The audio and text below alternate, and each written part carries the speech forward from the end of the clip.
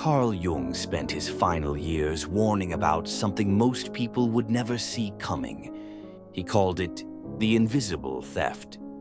If you've ever felt mysteriously exhausted after certain conversations, if you've ever wondered why some people leave you feeling hollow while others fill you with light, Jung's final warning was meant for you.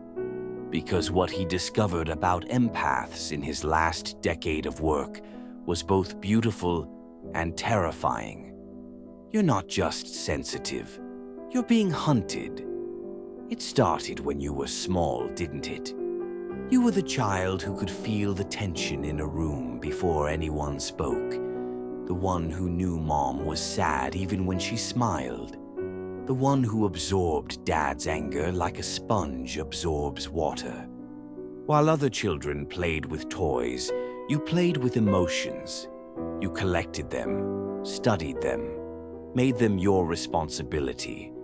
Your family called it being sensitive, but Jung had a different name for it. He called it being marked. Marked by an invisible sign that only certain people can see. A sign that says, this one will carry your pain.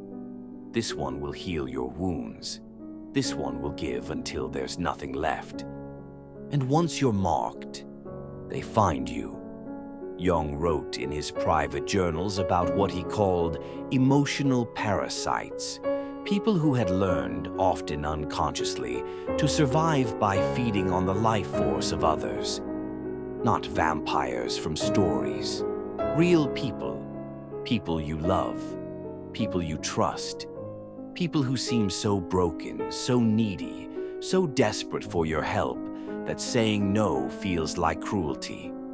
The friend who only remembers you exist when their world is falling apart. The family member who makes you feel guilty for having boundaries. The partner who loves your light but never offers their own. You know them. You've always known them.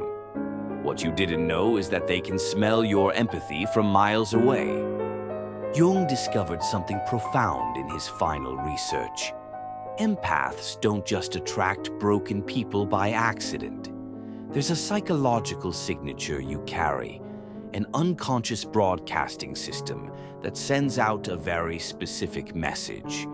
It says, I will love you despite how you treat me. I will give you what you need even when you don't give me what I need. I will make your healing more important than my own.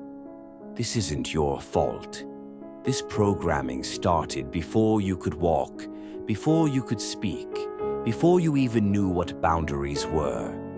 Somewhere in your earliest years, you learned that love was earned through service, that connection required sacrifice, that your worth was measured by how much pain you could absorb from others. You learned to love like a wound. Jung called this the empath's original sin, the moment a sensitive child decides that their own needs are less important than everyone else's comfort. Maybe it was when you saw mom cry and decided you'd never cause her pain again. Maybe it was when dad's anger filled the house and you became the family peacekeeper. Maybe it was when you realized that being good meant being quiet, being helpful, being whatever everyone else needed you to be. That moment created what Jung termed the invisible contract, an unconscious agreement you made to trade your energy for acceptance, your light for love, your authenticity for approval. And you've been honoring that contract ever since. The emotional parasites can sense this contract from the moment they meet you. They can feel your willingness to give more than you receive. They recognize the deep programming that makes you say yes when you mean no. They test you first, small requests, little emotional dumps, tiny boundary violations. And when you don't resist, when you absorb their energy instead of reflecting it back, they know they've found their feeding ground. Before long, you're not in a relationship. You're in a transaction. You provide emotional labor, empathy, healing, an endless understanding. They provide just enough attention, just enough appreciation, just enough hope to keep you hooked. Jung wrote, "The most terrifying thing is to accept oneself completely. But for empaths, the most terrifying thing is to stop accepting everyone else's pain as your own." Here's what Jung discovered that changed everything. The people who drain you aren't doing it because they're evil. They're doing it because you've unconsciously taught them that it works. Every time you prioritize their feelings over your own, you teach them that your feelings don't matter. Every time you make excuses for their behavior, you teach them that their behavior is acceptable. Every time you give them your energy when they haven't earned it, you teach them that your energy is free. You've been their enabler, their emotional supplier, their unpaid therapist, and they've been your addiction. Yes, addiction. Jung realized that empaths become addicted to being needed, addicted to the rush of healing others, addicted to the false sense of purpose that comes from carrying everyone's pain. It feels noble, it feels important, it feels like love. But it's not love. It's self-destruction disguised as service. The hardest truth Jung ever wrote about empaths was this: you cannot heal in the same environment that made you sick. The people who feed on your light will never encourage you to protect it. The relationships that drain you will never suddenly become reciprocal. The family dynamics that taught you to be invisible will never celebrate your visibility. You have to choose. You have to choose between being loved for what you give and being respected for who you are. You have to choose between keeping others comfortable and making yourself whole. You have to choose between the familiar pain of depletion and the unfamiliar courage of boundaries. Jung spent his final years studying empaths who had learned to break free from this pattern. He called them integrated empaths, people who had transformed their wound into wisdom, their sensitivity into strength, their empathy into discernment. These empaths still felt everything deeply, but they had learned something revolutionary: that feeling someone's pain doesn't mean you have to carry it. They had learned to say no without guilt, to walk away without explanation, to love others without sacrificing themselves. They had learned that boundaries aren't walls, they're filters. They don't keep love out, they keep exploitation out.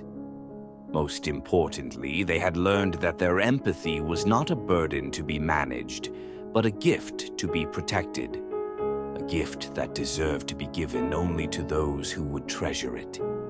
Jung's final warning wasn't about the people who feed on your light. It was about the choice you face every single day. Will you continue to dim yourself to make others comfortable, or will you finally honor the brightness that was always meant to be yours? The parasites will resist when you start setting boundaries. They'll call you selfish. They'll accuse you of changing. They'll try to guilt you back into your old patterns. Let them resist. Their resistance is proof that your boundaries are working. Their discomfort is evidence that you're finally prioritizing your own healing. The people who truly love you will adapt to your boundaries. They'll respect your energy. They'll celebrate your growth.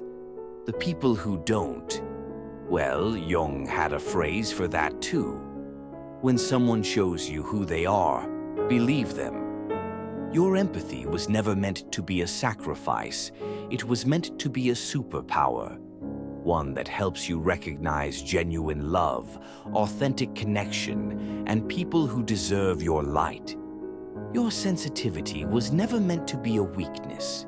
It was meant to be a compass, one that guides you away from energy vampires and towards soul family. Your light was never meant to be consumed by others. It was meant to illuminate your own path first, then shine as a beacon for others walking the same journey. Jung's final message to empaths was simple: stop giving your light to people who live in darkness by choice. Start surrounding yourself with people who have their own light to share. In the quiet of this moment, ask yourself, who in your life celebrates your sensitivity instead of exploiting it? Who fills your cup instead of drinking from it? Who protects your energy instead of consuming it? Those are your people. Everyone else is a lesson in boundaries. If this message resonated with your soul, share it with another empath who needs to hear it. Tell us in the comments, what boundaries do you need to set? What light do you need to protect? And if you're ready to explore more hidden truths about healing, about human nature, about reclaiming your power, subscribe. Join us in the darkness where the most important conversations happen. Your light was never meant to be dimmed. It's time to let it shine.